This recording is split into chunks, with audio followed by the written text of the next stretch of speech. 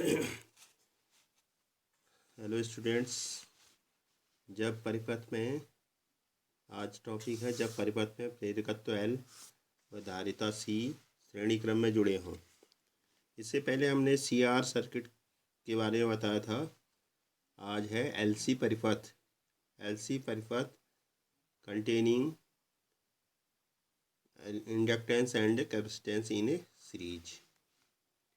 देखिए क्या होता है, जब प्रेरकत्व कुंडली L और संधारित्र C को श्रेणी क्रम में जोड़कर किसी प्रत्यावर्ती धारा स्रोत V बराबर V0 साइन ओमेगा t से कनेक्ट किया जाता है, जोड़ा जाता है, तो प्रेरकत्व कुंडली के सिरों के बीच प्रेरित विभवांतर VL उत्पन्न हो जाता है और संधारित्र की प्लेटों के मध्य प्रेरित विभवांतर VC उत्पन्न होता है। ठीक है, तो यही ऐसे हमें लिखना भी है, जैसे मैंने यहाँ पर लिखा है। जब प्रेरकत्व L की एक कुंडली तथा धारिता C वाले संधारित्र को श्रेणी क्रम में जोड़कर प्रत्यावर्ती धारा स्रोत से जोड़ा जाता है, तो प्रेरकत्व कुंडली के सिरों के बीच प्रेरित विभवांतर VL सफिक्स में है, ये VL तथा संधारित्र की प्लेटों के मध्य प्रेरित विभवांतर VC उत्पन्न हो जाता है। ठीक है, तो जैसा कि हमने पढ़े हैं, प्रेरकत्व कुंडली के सिरों के बीच जब प्रेरित विभवांतर उत्पन्न होता है, तो प्रेरकत्व कुंडली में प्रेरित विभवांतर धारा से कला में 90 डिग्री अग्रगामी होता है। ठीक है, प्रेरकत्व कुंडली में प्रेरित विभवांतर धारा से कला में एज में 90 डिग्री अग्रगामी होता है। अग्रगामी है यह, ठीक है, अग्रगामी होता है, जबकि संधारित्र की प्लेटों के मध्य प्रेरित विभवांतर धारा से कला में 90 डिग्री पश्चगामी होता है।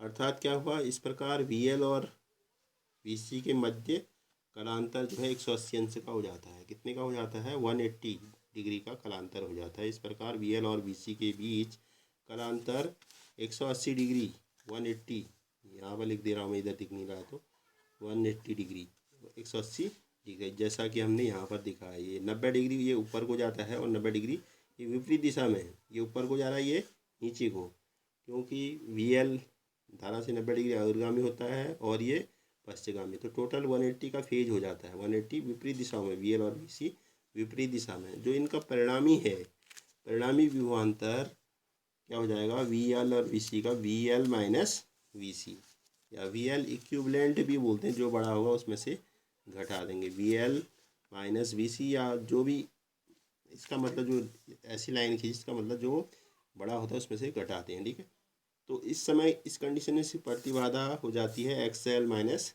XC। ठीक है, प्रतिबाधा XL माइनस XC। ये कैसे आया, देखो यहाँ पर हमने जैसे यहाँ पर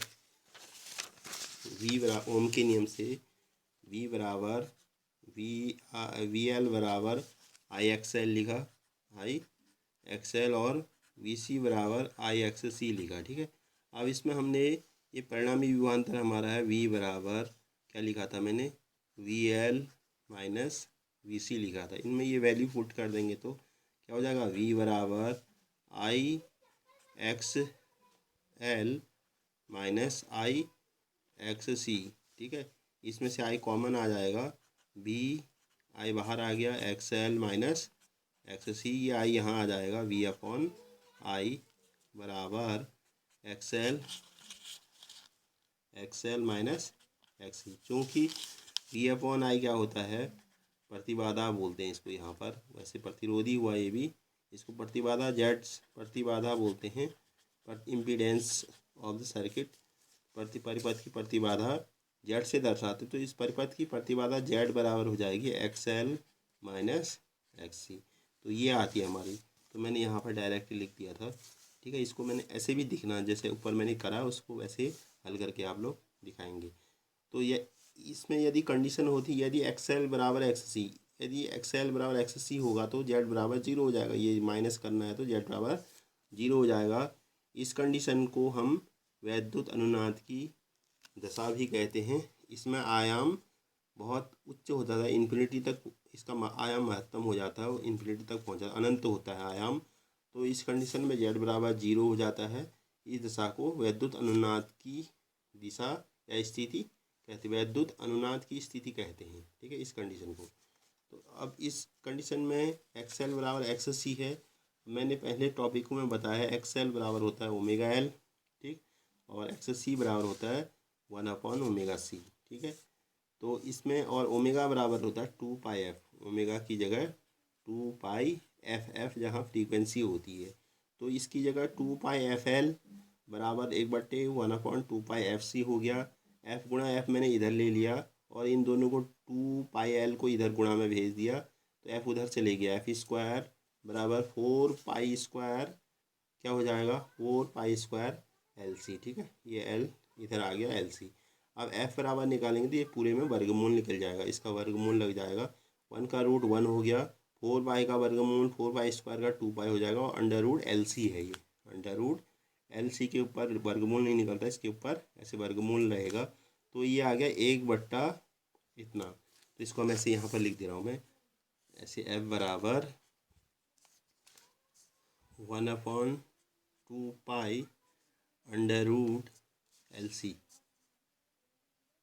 √LC, ये इसका फॉर्मूला है फ्रीक्वेंसी। इसको अनुनादी आवृत्ति कहते हैं, इसको अनुनादी आवृत्ति। प्रश्न जैसे कभी प्रश्न पूछता है तो अनुनादी आवृत्ति के लिए व्यंजक प्राप्त कीजिए, तो आप ये वाला सर्किट देंगे जब परिपथ में प्रेरकत्व L और धारिता C है, तो उसके लिए अनुनादी आवृत्ति की सूत्र ये निर्मित होता है।